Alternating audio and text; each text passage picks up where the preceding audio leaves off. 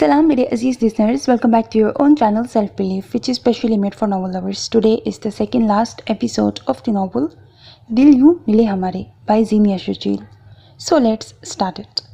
ऐना सोना भी है या नहीं?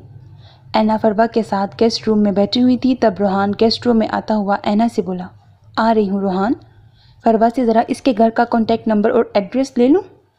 ऐना रोहान को देखती हुई बोली, अभी थोड़ी देर पहले ही वो लोग घर आए थे। तब फरवा ने ऐना को बताया कि वो इस शहर में नई है, रास्तों का उसे बिल्कुल अंदाज़ा नहीं था, इसीलिए वो भटक गई। वहीं से दो आदमी उसके पीछे पड़ गए भागने के चक्कर में, और उनसे बचाव के चक्कर में न जाने उसका मोबाइल कहाँ पर रास्ते में खो गया। लाओ ये कॉन्टैक्ट नंबर मुझे दे दो, मैं यहाँ का एड्रेस तुम्हारे पेरेंट्स को समझा देता हूँ। फरवा अपना फ़ोन नंबर और एड्रेस वाला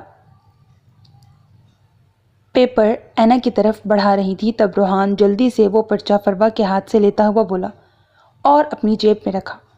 बहुत बहुत शुक्रिया भाई, आप दोनों ने मेरी मदद की, मैं आप दोनों की ही शुक्रगुजार हूँ। फरवा की बात सुनकर रोहान और ऐना मुस्कुराए। मैं तुम्हारे घर वालों को इन्फॉर्म कर देता हूँ, तब तक तुम यहाँ रेस्ट कर लो। फरवा झिझक के मारे ये नहीं कह सकी मेरे पेरेंट्स से मोबाइल पर मेरी बात करवा दें। बस वो रोहान की बात सुनकर अस्पात में सर हिलाकर खामोश हो गई। रोहान ऐना को बेडरूम में आने का इशारा करके खुद वहाँ से चला गया। ऐना मुस्कुराकर फरवा को देखते हुए अपने रूम की तरफ जाने लगी तब उसे महसूस हुआ रोहान किचन में है, यहाँ क्या कर रहे हैं। ऐना की बात सुनकर वो मुड़ा। शेल्फ पर 2 ग्लास मौजूद थे जिनमें ऑरेंज जूस था। जाओ ये फरवा को दे आओ। वो सोचेगी कैसे लोग हैं, पानी तक का नहीं पूछा इन लोगों ने। रोहान नामहसूस तरीके से छोटे साइज़ की शीशी अपनी पॉकेट में रखता हुआ ऐना को जूस का ग्लास थमाता कहने लगा, और ये दूसरा ग्लास? ऐना दूसरा शेल्फ पर पड़ा हुआ ग्लास देखकर पूछने लगी, ये मेरी प्यारी सी बीवी का है। रोहान मुस्कुराकर ऐना को देखता हुआ बोला। रोहान की बात पर उसने उसको स्माइल दी। जूस का ग्लास फरवा को दे आई। ऐना जब अपने बेडरूम में आई तो रोहान बेडरूम में ही मौजूद था और जूस से भरा हुआ ग्लास साइड टेबल पर रखा हुआ था। मेरा मूड नहीं हो रहा रोहान जूस पीने का। रोहान ने उसकी तरफ ग्लास बढ़ाया तो ऐना उसे बोलने लगी, मेरे हाथ से भी नहीं। रोहान ग्लास ऐना के होंठों तक ले गया तब ऐना ने एक सिप लिया और ग्लास को थाम लिया। आपके हाथों से तो मैं जहर भी पी सकती हूँ। ऐना रोहान को देखकर मुस्कुराती हुई बोली, तुम्हें मैं जहर या फिर कोई तकलीफ़ नहीं दे सकता, इससे पहले मैं खुद उस तकलीफ़ से गुजरना पसंद करूँगा। रोहान ऐना के गाल पर अपना हाथ रखता हुआ बोला और वार्डरोब की तरफ बढ़ा। अपने कपड़े लेकर चेंज करने चला गया। जब वो वापस आया तो खाली ग्लास साइड टेबल पर रखा हुआ था और ऐना नाइटी में मौजूद आईने के सामने खड़ी हुई अपने बालों में ब्रश फेर रही थी। तब रोहान उसे बाहों में उठाता हुआ बेड पर लाया। रोहान, आपने फरवा के पेरेंट्स को कॉल कर दी? वो ऐना को बेड पर लिटाकर उस पर झुकने लगा तो ऐना रोहान से पूछने लगी, बात हो गई है मेरी, एड्रेस समझा दिया है उनको, वॉचमैन को भी कह दिया है, जब वो आएंगे तो वॉचमैन इन्फॉर्म कर देगा। रोहान अपनी उंगली ऐना के होंठों पर रखता हुआ उसे बोला और ये इशारा था कि अब वो कोई दूसरा सवाल ना करे। ऐना ने अपनी आंखें बंद कर लीं। वो ऐना के बाजू नरमी से सहलाते हुए चंद मिनट उसको गौर से देखने लगा। ऐना की आंखें अब मुकम्मल बंद थीं, वो कोई हलचल नहीं कर रही थी। वो उठकर ऐना को देखने लगा। ऐना आंखें बंद किए लेटी थी। ऑरेंज जूस अपना काम दिखा चुका था। रोहान उसको कंफर्टर उड़ाता हुआ बेड से उठा। वो आहिस्ता से अपना मोबाइल पॉकेट में रखता हुआ कार की कीज़ उठाने लगा। एक नज़र सोती हुई अपनी बीवी पर डालकर उसने कमरे की लाइट बंद की और नाइट बल्ब ऑन करके कमरे से निकल गया। दरवाज़ा बंद करने की आवाज़ पर ऐना ने अपनी आंखें खोलीं। ऑरेंज जूस उसे पकड़ाने से पहले ऐना रोहान के हाथ में शीशी देख चुकी थी जो वो ऐना की नज़रों से छुपाते हुए अपनी पॉकेट में रख रहा था। ऐना को उससे बहुत से सवालात पूछने की इजाज़त नहीं थी, इसीलिए वो खामोश ही नहीं रही बल्कि अनजान भी बन गई, जैसे उसने कुछ देखा ही ना हो। जब रोहान उससे जूस पीने का इसरार करने लगा तब ऐना ने उसके हाथ से ग्लास थाम लिया था। ऐना को मालूम था उसका शौहर उसे जहर तो नहीं दे सकता, मगर वो आगे क्या करने वाला था ये जानने के लिए जब रोहान ड्रेस चेंज करने के लिए गया तो वो खिड़की से जूस बाहर फेंक चुकी थी, और जब रोहान उसके करीब आया तो थोड़ी देर बाद वो सोती हुई बन गई। वो उसे अबदी नींद नहीं सुलाना चाहता था, मगर वक्ती नींद सुलाने के बाद ही अपना काम करना चाहता था। اینا کو یہی بات سمجھ میں آئی تھی۔ بہت آہستہ سے وہ اپنے اوپر سے کمفرٹر اتار کر اپنا گاؤن پہنتی ہوئی سلیپرز کے بنا کمرے سے نکلی تھی۔ روحان فروا کے کمرے میں آیا اور خالی جوس کا گلاس اس نے ٹیبل پر رکھا ہوا دیکھا۔ اس گلاس میں روحان نے زیادہ نیند کی گولیاں ڈالی تھیں۔ فروا جتنی دیر سوتی رہے گی اتنی دیر تک اس کی زندگی آسان رہے گی۔ ایک نظر اس نے فروا کے سوئے ہوئے وجود پر ڈالی۔ وہ عمر میں چھوٹی، کم سن اور معصوم تھی۔ اس کی طرف ہاتھ بڑھاتے ہوئے روحان کے ہاتھ کانپے تھے۔ بھائی؟ روحان کو یاد آیا تھوڑی دیر پہلے اس نے روحان کو بھائی بولا تھا، جیسے آگول بولتی تھی۔ روحان نے اس کی طرف بڑھایا ہوا ہاتھ پیچھے کیا اور چہرے پر آیا ہوا پسینہ صاف کرنے لگا۔ شاید اس کی آنکھوں میں بھی نمی تھی۔ اس نے اپنی آنکھوں کو چھو کر دیکھا۔ ہاں، وہ نم ہی تھی، مگر فروا کے ساتھ رعایت کرنے کا مطلب اپنی فیملی کو مشکل میں ڈالنا تھا۔ وہ ایسا ہرگز نہیں کر سکتا تھا۔ اپنی آنکھوں کو رگڑتا ہوا اس نے فروا کو اٹھایا اور کمفرٹر کے اندر رول کیا، پھر کمرے سے باہر نکل گیا۔ جیسے ہی فروا کے کمرے کا دروازہ کھلا، دیوار کے پیچھے سے ہلکا سا سر نکال کر اینا نے روحان کو دیکھا۔ روحان کمفرٹر میں لپٹی ہوئی کوئی چیز اپنے ہاتھوں میں لیے باہر نکل رہا تھا۔ اینا قدم بڑھاتی ہوئی ہال میں آئی اور آہستہ سے ہال کا دروازہ کھولا۔ جھری سے باہر کا منظر دیکھا، جہاں روحان گاڑی کی پچھلی سیٹ پر کمفرٹر ڈال کر خود ڈرائیونگ سیٹ پر بیٹھا کار سٹارٹ کر رہا تھا۔ گارڈ نے باہر کا مین گیٹ کھولا تو روحان کی کار اس کی نظروں سے اوجھل ہو گئی۔ اینا بھاگتی ہوئی فروا کے روم میں آئی، جہاں خالی بستر تھا۔ وہاں اب فروا موجود نہیں تھی۔ اینا روتی ہوئی فرش پر بیٹھ گئی۔ اسے نہیں معلوم تھا اس کا شوہر کس قسم کے کاموں میں ملوث ہے، مگر کچھ غلط تھا، بہت زیادہ غلط۔ اینا کو رونا آ رہا تھا، معلوم نہیں فروا پر یا خود پر۔ وہ روتی ہوئی اپنے بیڈ روم میں آئی۔ اسے نہیں معلوم تھا کب اس کی آنکھ لگی۔ صبح بیدار ہو کر اس نے معمول کے مطابق جہانگیر کے لیے ناشتہ بنایا، خود بنا ناشتہ کیے یونیورسٹی جانے کی تیاری کرنے لگی۔ آج واپسی پر اس کا گھر آنے کا کوئی ارادہ نہیں تھا۔ ہفتہ بھر ہو گیا تھا فاطمہ نے اس کے پاس چکر نہیں لگایا تھا۔ وہ واپسی میں اپنی ماں کے پاس جانا چاہتی تھی۔ ویسے بھی اس گھر میں کسی کو اس کی پرواہ نہیں تھی۔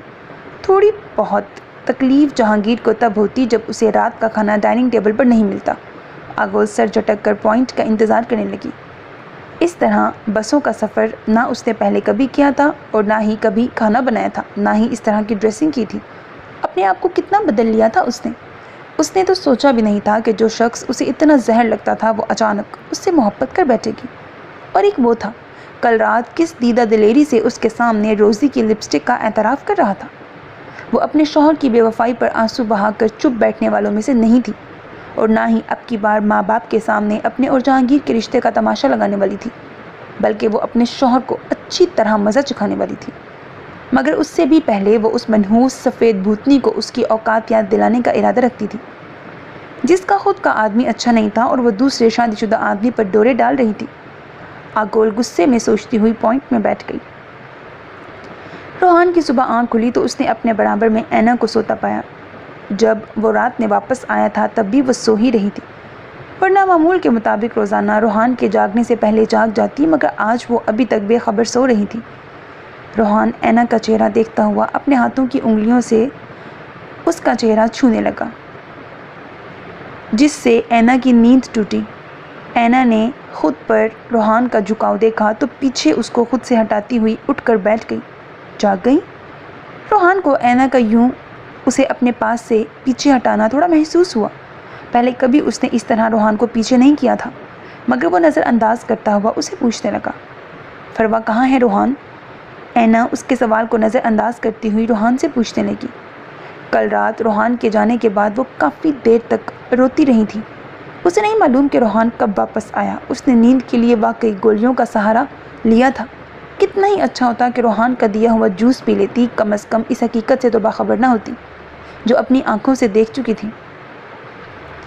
تم سو گئی تھی، کل رات ہی اس کے فادر آئے تھے، اسے لے گئے۔ روحان نارمل انداز میں اینا کو بتاتا ہوا بیڈ سے اتر کر واش روم جانے لگا۔ مجھے فروا سے بات کرنی ہے، وہ پیپر دیجیے جس پر اس نے اپنے گھر کا کانٹیکٹ نمبر لکھ کر دیا تھا۔ اینا کے بولنے پر روحان نے پلٹ کر اس کو دیکھا۔ وہ بالکل سنجیدگی سے روحان کو دیکھ رہی تھی۔ روحان کو کچھ کھٹکا، معلوم نہیں وہ پیپر کہاں کھو گیا ہے۔ آفس کے لیے میرا ڈریس نکالو اور زاہدہ سے جا کر کہو کہ بریک فاسٹ ریڈی کرے۔ روحان فروا والی بات کو اہمیت نہ دیتے ہوئے اینا کو دوسرے کاموں میں الجھانے لگا۔ نمبر کھو گیا ہے یا آپ دینا نہیں چاہ رہے ہیں؟ اینا بیڈ سے اتر کر اس کے سامنے آتی ہوئی بولی، کیا فضول باتیں کر رہی ہو صبح صبح؟ جو کام بولا ہے وہ کرو۔ اینا کے لب و لہجے اور انداز پر روحان کو کچھ گڑبڑ کا احساس ہوا تھا۔ وہ اینا کی بات کو دبانے کے لیے الٹا اس کو جھڑکتا ہوا بولا، جب میں اور فروا کار میں جا کر بیٹھے تھے آپ نے ان دونوں آدمیوں سے ایسی کیا بات کی تھی جو انہوں نے آپ کو سیدھی شرافت سے جانے دیا؟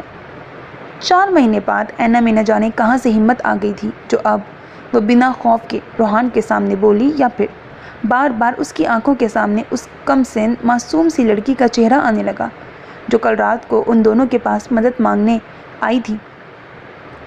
اینا کی بات سن کر روحان کو غصہ آیا، جس کے نتیجے میں اس نے اینا کا بازو سختی سے پکڑا۔ یہ تم بات کس طرح کر رہی ہو مجھ سے؟ مطلب کیا ہے تمہارا؟ تم کچھ بھی بولو گی اور میں سن لوں گا۔ اینا، اب ایک لفظ بھی اپنی زبان سے نہیں نکالنا، منہ بالکل بند رکھو اپنا۔ کہاں گڑبڑ ہوئی تھی روحان کو سمجھ میں نہیں آیا۔ ہاں، وہ جوس اینا نے اس کے سامنے نہیں پیا تھا، یا پھر شاید اس نے پیا ہی نہیں تھا۔ کہیں وہ اسے فروا کو گھر سے لے جاتے ہوئے دیکھ تو نہیں چکی تھی؟ اگر ایسا ہوا تھا تو یہ سب کچھ اینا کو نہیں دیکھنا چاہیے تھا۔ روحان کو مزید غصہ آنے لگا۔ کیوں بند کروں میں اپنا منہ؟ کیوں نہ نکالوں وہ الفاظ اپنے منہ سے جو مجھ پر ہنس رہے ہیں، مذاق اڑا رہے ہیں میرا؟ اینا اپنا بازو روحان سے چھڑاتی ہوئی بولی اور اپنے آنسو صاف کرنے لگی۔ کیا مطلب ہے ان باتوں کا؟ کون سے لفظ ہیں جو تمہارا مذاق اڑا رہے ہیں؟ کہنا کیا چاہتی ہو تم؟ روحان کو سمجھ میں نہیں آیا کہ اینا کے دماغ میں اس وقت کیا چل رہا ہے، اسی لیے سخت لہجے میں سنجیدگی سے اس سے پوچھنے لگا۔ اتنی آسانی سے وہ دونوں آدمی فروا کو چھوڑنے والے نہیں تھے، اور آپ 2 منٹ میں ان سے بات کر کے واپس آ گئے۔ انہوں نے آپ کو جانے کیسے دیا؟ وہ 2 تھے نا، ہمیں کیسے چھوڑ دیا انہوں نے؟ یا پھر آپ نے سیدھے ان کے سامنے کوئی شرط رکھی کہ بعد میں آپ خود فروا کو ان کے حوالے کر دیں گے؟ یا پھر وہ یہ کہ آپ خود بھی ان سے ملے ہوئے ہیں؟ اینا نے روحان سے بولتے ہوئے اس کا گریبان پکڑ لیا، مزید بولی، بتائیں روحان، آپ ایک ڈرپوک اور بزدل انسان ہیں جس نے اپنی زندگی بچانے کے لیے ایک معصوم لڑکی کو ان آدمیوں کے حوالے کر دیا، یا پھر خود بھی اس جرم میں ملوث ایک بے ضمیر انسان ہے؟ جواب دیں مجھے۔ اینا روحان کا گریبان جھنجھوڑ کر نڈر انداز میں بولی، مگر بدلے میں روحان نے اس سے اپنا گریبان چھڑا کر اس کا گال سجا دیا۔ یہ پڑنے والا تھپڑ پچھلے تھپڑ کی طرح ہلکا ہرگز نہیں تھا۔ روحان اب آنکھوں میں غصہ لیے اینا کو دیکھ رہا تھا، اور اینا آنکھوں میں بے یقینی اور آنسو لیے اسے دیکھنے لگی۔ تب روحان نے اس کا منہ اپنے ہاتھوں میں جکڑا۔ بہت زیادہ زبان چلنے لگی ہے تمہاری۔ شاید یہ سب میرے ہی سر چڑھانے کا نتیجہ ہے جو تم آگے سے بک بک کیے جا رہی ہو۔ اب اس زبان کا استعمال میرے آگے صرف ہاں یا نہیں میں ہونا چاہیے، ورنہ میں اسے کاٹ کے پھینک دوں گا۔ روحان غصے میں بولتا ہوا اس کا منہ جھٹک کر خود واش روم چلا گیا، جبکہ اینا اپنے گال پر ہاتھ رکھے نیچے فرش کو گھورنے لگی۔ سر، ایس پی جہانگیر کی بیوی آئی ہے، وہ کہہ رہی ہے آپ سے ملنا ہے۔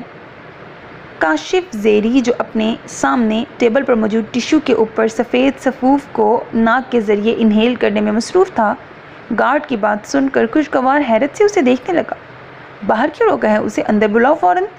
کاشف زیری گارڈ کو ڈانٹتا ہوا بولا۔ اس کی نشے سے سرخ آنکھوں کے سامنے اس محجبین کا چہرہ گھوم گیا جس کو دیکھ کر کل رات ایک پل کے لیے وہ ساکت ہو گیا تھا۔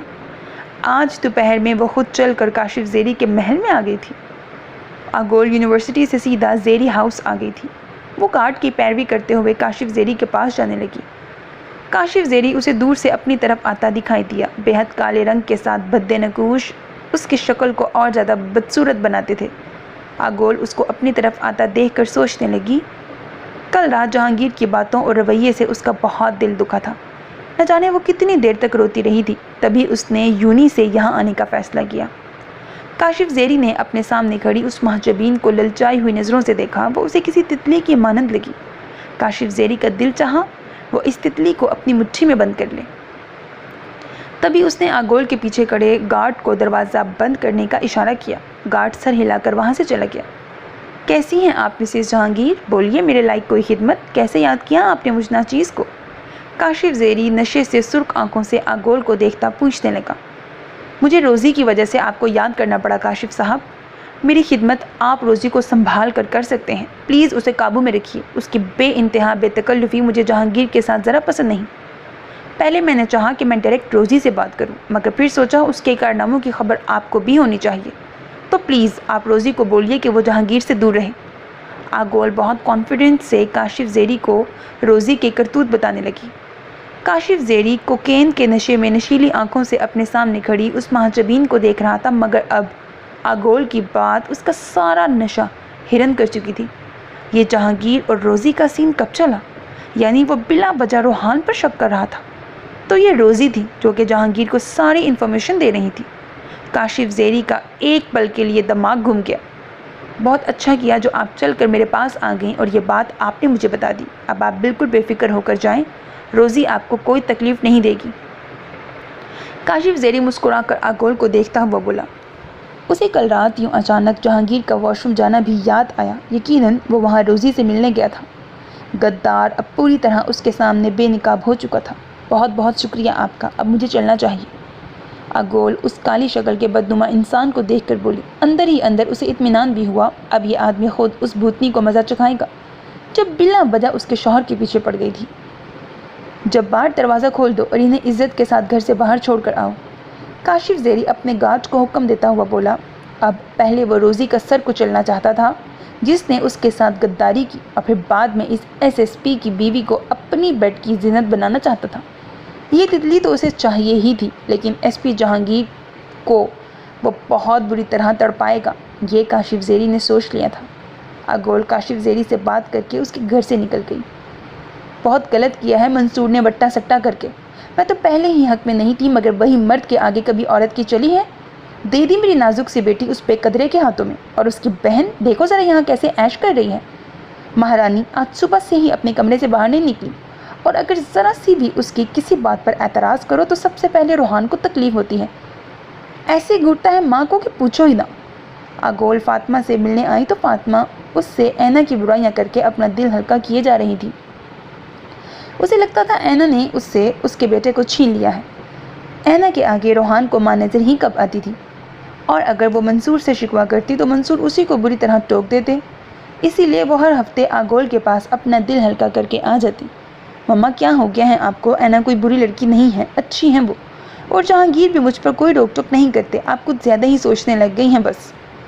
शुरू में तो आगोल भी जहांगीर की खूब शिकायतें फातिमा से करती थी और ऐना की बुराइयाँ खामोशी से फातिमा से सुन लेती, मगर अब वो अक्सर फातिमा को ऐसे ही समझाने लगी थी। उसे अभी भी जहांगीर से जो शिकायतें हों, मगर ऐना वाकई बहुत अच्छी लड़की थी और रोहान फातिमा को तवज्जो देता था, मगर शायद फातिमा माँ थी और अपने एक ही बेटे की पूरी तवज्जो चाहती थी, तभी वो ऐना से शुरू दिन से बदजन थी। अरे छोड़ो अच्छी लड़की को, देखना जो ये सुबह से कमरे से नहीं निकली है ना, लाजमी कोई खुशखबरी होगी, मगर मजाल है जो भनक भी पड़ने दे, जैसे मैं नज़र लगा दूंगी। खूब समझती हूँ मैं आजकल की लड़कियों को। अब रफ़िया की बहू को ही देख लो, पूरे 4 माह गुजरने के बाद उसने अपनी सास को बताया कि वो दादी बनने वाली है, और जहांगीर की तो रहने ही दो। कैसे सारा दिन तुमसे खाना बनवाता रहता है, चूल्हे के आगे खड़े होकर तुम्हारा चेहरा कैसे मुरझा सा गया है। मजाल है जो मैंने उसकी आंखों में तुम्हारे लिए प्यार देखा हो। अरे मैं माँ हूँ, क्या मुझे नज़र नहीं आता उसका रवैया तुम्हारे साथ? और मुझे ही देख लो, और मुझसे ही देख लो कैसे तकल्लुफ़ से मुस्कुरा कर बातें कर रहा होता है। मुझे तो समझ में नहीं आता किसका सोग मनाऊं, बेटे का या बेटी का। मेरे दोनों बच्चों के नसीब में ही ऐसे लोग लिखे थे। फातिमा एक बार फिर अगला पिछला लेकर शुरू हो गई थी। आगोल सर पकड़कर अपनी माँ को देखने लगी। फातिमा इस वक्त उसे बिल्कुल टिपिकल सास लगी, जहांगीर और ऐना के लिए। यूनिवर्सिटी जाकर स्किन रफ हो गई है मम्मा, सुस्ती में फिशल नहीं लिया काफ़ी दिन से। मैं कौन सा 24 घंटे चूल्हे के आगे खड़ी रहती हूँ, और अगर ऐना सुबह से अपने कमरे से नहीं निकली तो हो सकता है उसकी तबीयत ठीक ना हो। आइए हम दोनों पूछ कर आते हैं उससे। आगोल फातिमा की बात का जवाब देकर उठने लगी तो फातिमा ने उसे वापस बिठा लिया। कोई ज़रूरत नहीं है उसके कमरे में जाने की। अगर उसे मालूम हो गया कि तुम आई हुई हो तो यहीं आकर बैठ जाएगी, फिर तो मैं तुमसे खुलकर बातें भी नहीं कर सकती। हाय आगोल, मैं तुम्हें क्या बताऊँ, रफ़िया की पोती इतनी क्यूट है, पूरे घर में रौनक लगी रहती है उसकी पोती की वजह से। मालूम नहीं अब तुम और ऐना खुशखबरी कब सुनाती हो। 5 माह होने वाले हैं तुम दोनों की शादियों को। फातिमा खुश होती हुई आगोल को अपनी सहेली का बताने लगी। फिर आखिरी बात मायूस होकर आगोल को देखती हुई बोली, मम्मा वो रफ़िया आंटी के घर में टोमी भी तो है, कितना क्यूट पपी है। आप ऐसा करें कि एक पपी पाल लें, इस तरह से आपका दिल बहल जाएगा। खुशखबरी की बात सुनकर आगोल सटपटाती हुई फातिमा को मशवरा देने लगी। कैसी फजूल बातें कर रही हो, मैं क्यों अब पप्पी शप्पी पालने लगी? मुझे तो अब अपने पोते पोतियों नवासे नवासियों की आमद का इंतज़ार है बस। रोहान का तो चलो मुझे मालूम है हर वक्त बीवी का दुम छल्ला बना रहता है, मगर जहांगीर का तुम्हारे साथ शौहरों वाला रवैया ज़रा नहीं दिखता। मेरे सामने तो इसने कभी तुमसे हंसकर बात तक नहीं की। फातिमा की तान एक बार फिर जहांगीर के रवैये पर आकर ही टूटी और आगोल एक पल के लिए खामोश हो गई। मालूम नहीं क्या क्या सोचती रहती हैं आप, ये बताएं इस वीकेंड मेरे पास चक्कर क्यों नहीं लगाया आपने? आगोल फ़ौरन बात बदलती हुई फातिमा से पूछने लगी। अरे मेरे खुदा, कितनी अहम बात बताना भूल ही गई तुम्हें। अब तो अक्ल ने ही काम करना छोड़ दिया, देखो ज़रा। फातिमा अपने माथे पर हाथ मारती हुई उठी और वार्डरोब से एक शॉपर निकाल कर लाई। ये क्या है अब? फातिमा के हाथ में शॉपर देखते हुए आगोल फातिमा से पूछने लगी, जिसमें एक छोटे साइज़ की पानी की बोतल और कागज़ की पुड़िया मौजूद थी। इसी वजह से तो मैं तुम्हारे घर नहीं आ सकी। जाहिदा के साथ मैं इस हफ्ते पीर साईं के पास गई थी, वहीं से ये तुम्हारे लिए लाई हूँ। फातिमा बड़े रास्ताराना अंदाज में आगोल को बताने लगी, जिस पर आगोल उलझ कर उसे देखने लगी। अब ये पीर साईं कौन है? आगोल कंफ्यूज होकर फातिमा से पूछने लगी। बड़े ही करामाती बाबा हैं, ऐसे ऐसे मौजे होते हैं उनके पास कि अक्ल ही दंग रह जाए। पहले तो मैं बिल्कुल यकीन नहीं करती थी, मगर जायदा ने ऐसे ऐसे वाक़यात सुनाए कि मैं तुम्हारी खातिर उनके पास जाने को तैयार हो गई। पीर साईं को जाकर मैंने तुम्हारा पूरा हाल अहवाल बताया कि मेरा दामाद मेरी बेटी को ज़रा कुछ नहीं रखता, ना उसकी तरफ मोहब्बत की नज़र से देखता है, ना ही उस पर ध्यान देता है। उन्होंने ये पानी और चीनी दी है, अब तुम्हें इसे जहांगीर को चाय में मिलाकर देनी है।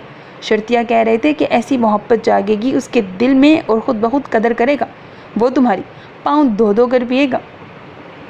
फातिमा जितने यकीन से आगोल को बता रही थी और उतनी ही बेयकीनी से वो फातिमा को देख रही थी, यानी उसकी माँ सिर्फ उससे ही अपने दिल का बोझ हल्का नहीं करती थी, बल्कि जाहिदा के सामने भी अपने दामाद और बहू का रोना रोती थी। ओ गॉड मम्मा, क्या हो गया है आपको? अब पढ़ी लिखी होकर ऐसी बातें कर रही हैं।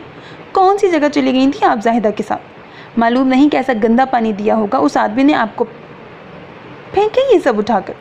आगोल जब्त करती हुई बोली और फातिमा से उसने शॉपर लेना चाहा, मगर उसी वक्त दरवाजे पर दस्तक हुई। कौन है भाई? फातिमा फ़ौरन अपने दुपट्टे में शॉपर छुपाती हुई बेजारी से पूछने लगी, तो जहांगीर दरवाज़ा खोलकर रूम के अंदर दाखिल हुआ। अरे जहांगीर बेटा, तुम आए हो? कितने दिनों बाद चक्कर लगाया है तुमने?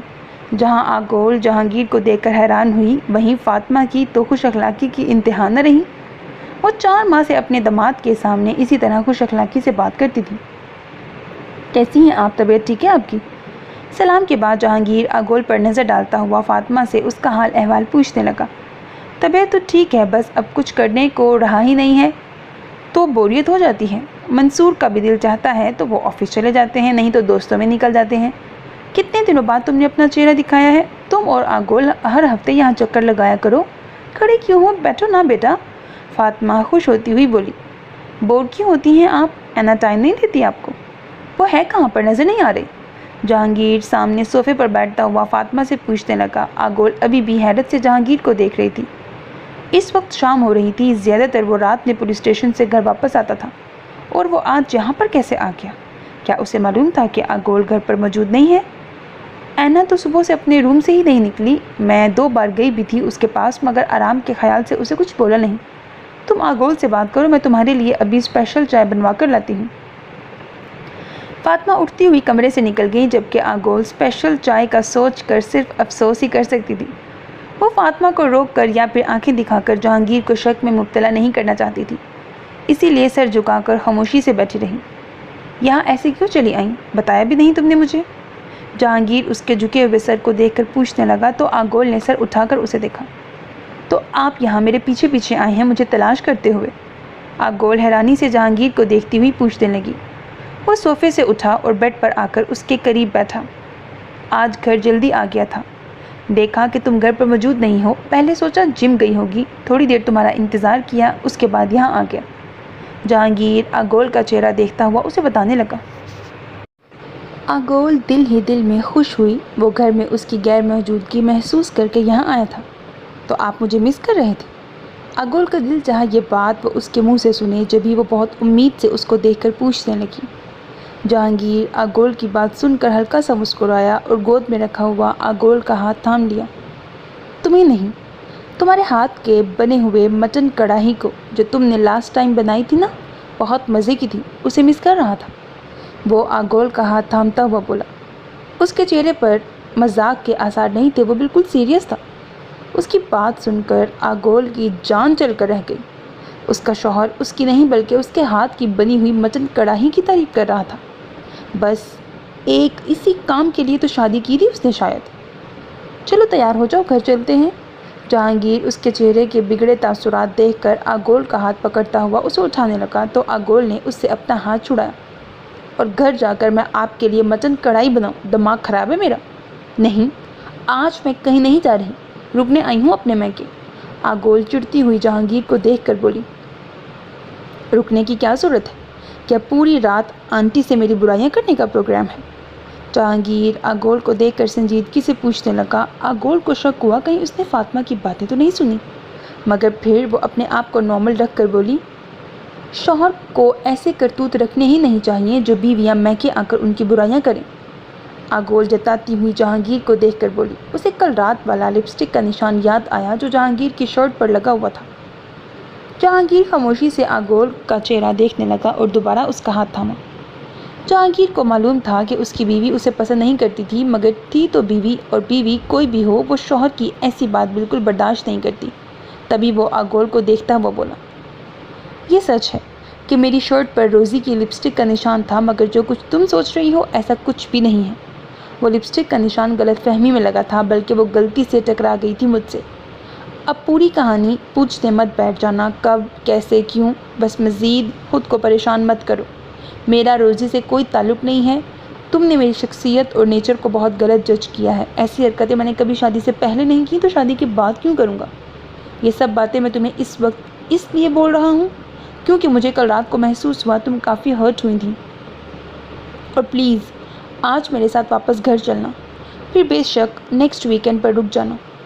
जहांगीर आगोल का हाथ थामे उससे बातें कर रहा था और आगोल को उसका हाथ थाम कर इस तरह बातें करना बहुत अच्छा लग रहा था। थोड़ी देर पहले आगोल ने जहांगीर से पूछा था कि जहांगीर ने उसे मिस किया। उस वक्त तो जहांगीर ने उसे जवाब नहीं दिया था, मगर वो उसे आज घर इसीलिए साथ ले जाना चाहता था। वो अगर यहाँ रुक जाती तो वो उसे बहुत मिस करता। वो दोनों ही एक दूसरे को देख रहे थे कि रूम का दरवाज़ा खुला। फातिमा जहांगीर के लिए चाय लेकर अंदर दाखिल हुई। आपको क्या ज़रूरत थी चाय लाने की? ज़ाहिदा से कह देती। जहांगीर आगोल का हाथ छोड़कर वापस सोफे पर बैठता हुआ फातिमा से बोला, दामाद हो भाई तुम मेरे, इतने दिनों बाद ससुराल आए हो। अब खाना खाए बगैर तुम लोगों को बिल्कुल नहीं जाने दूंगी, और ऐना को भी मैंने तुम दोनों के आने का बता दिया है। फातिमा जहांगीर को चाय देती हुई आगोल के पास बैठी तो जहांगीर अस्पात में सर हिलाकर चाय पीने लगा। आगोल जहांगीर को चाय पीता देखकर अफसोस से फातिमा को देखने लगी, जबकि फातिमा जहांगीर को चाय पीता हुआ देखकर खुश हो रही थी। चेहरा क्यों उतरा हुआ है तुम्हारा? तबीयत ठीक है? जहांगीर ऐना के बुझे बुझे चेहरे को देखता हुआ बोला तो रोहान भी ऐना को देखने लगा। वो थोड़ी देर पहले ही ऑफिस से घर लौटा था। चेंज करने के बाद जहांगीर और आगोल के पास लिविंग रूम में ही बैठ गया। नहीं भाई, ऐसी तो कोई बात नहीं है, सुबह काफ़ी देर बाद जागी तो शायद इसीलिए फील हो रहा होगा। रोहान की नज़रें ऐना के ऊपर थी, मगर ऐना उसे देखे बगैर जहांगीर को मुस्कुरा कर बोली। वो नहीं चाहती थी कि अब की बार उसकी वजह से कोई भी बदमज़गी हो, जिसकी वजह से आगोल और उसके भाई के बीच बात भी ख़राब हो। चलो सुबह देर से जागी, कम से कम तुम्हारी नींद तो पूरी हो गई। भाई जहांगीर, मैं तो वो सांस नहीं हूँ जो हर मामले में बहू पर रोक टोक करें या फिर बिला वजह की घर की जिम्मेदारियाँ डालकर रखें बहू पर। कमरे में मौजूद फातिमा भी गुफ्तगू में हिस्सा लेती हुई जहांगीर से बोली और जिम्मेदारियों का तस्करा करके बहुत कुछ जताया तो आगोल एकदम जहांगीर को देखने लगी।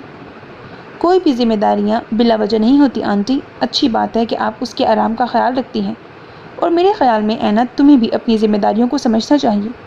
जहांगीर फातिमा के बाद ऐना को देखता हुआ बोला, जिस पर उसने खामोशी से सर हिलाया। काशिफ ज़ेरी से तुम्हारे ताल्लुकात किस हद तक संजीदा है रोनी? डिनर करने के बाद जहांगीर और रोहान बाहर लॉन में बैठे हुए थे, तब जहांगीर रोहान से पूछने लगा।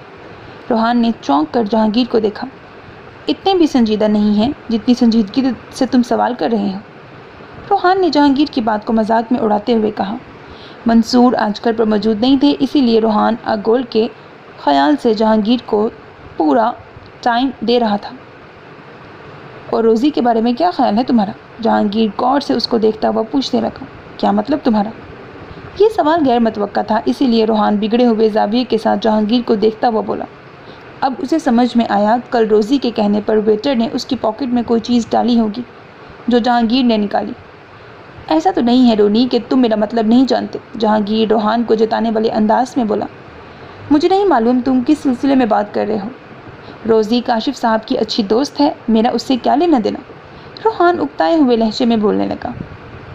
میں تم پر شک نہیں کر رہا رونی، لیکن تمہیں اس بات سے آگاہ کرنا چاہتا ہوں کہ زیری سے دوستی تمہارے لیے مفید ثابت نہیں ہو سکتی، اس سے دور رہو۔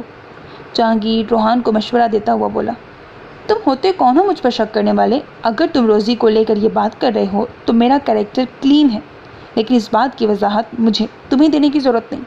اور رہی بات کاشف کی کہ ان سے میری دوستی کب ہوئی، کیوں ہوئی، کیسے ہوئی اور کتنی گہری ہے، اس کے لیے تمہیں پریشان ہونے کی ضرورت نہیں۔ روحان آرام سے اس کی طبیعت صاف کرتا ہوا بولا۔ آخر وہ کون ہوتا تھا اس سے کوئی بھی مشورہ دینے والا؟ میں پریشان تمہارے لیے ہرگز نہیں ہوں رونی، میری بہن سے تمہارا تعلق جڑا ہے، میں صرف اپنی بہن کے لیے فکر مند ہوں، اسی لیے یہ سب تم سے کہا، آگے تمہاری مرضی۔ زیری میری نظر میں مشکوک ابھی بھی ہے، جب سے میں نے اس کے ہوٹل پر ریڈ کیا تھا تب سے۔ بدقسمتی صرف یہ ہے کہ اس کے خلاف میرے پاس کوئی ثبوت نہیں ہے، جس کی وجہ سے میں اس کے خلاف کوئی بھی ایکشن نہیں لے سکتا۔ دوسرا، اس کی بیک پر کوئی مضبوط سپورٹ ہے، لیکن جس دن مجھے اس کے خلاف کوئی ایک بھی ثبوت ملا نا، اس دن وہ مجھ سے بچے گا نہیں، اور جو اس کے اندر کام کرتے ہیں یا اس کے پارٹنر ہیں سب شکنجے میں آئیں گے۔ تم نے آج کافی وقت دیا، اس کا شکریہ۔ جہانگیر روحان کو بولتا ہوا گھر کے اندر چلا گیا تاکہ اگول کو لے کر گھر کے لیے نکلے، جبکہ روحان چہرے پر پریشانی لیے وہیں بیٹھا کچھ سوچنے لگا۔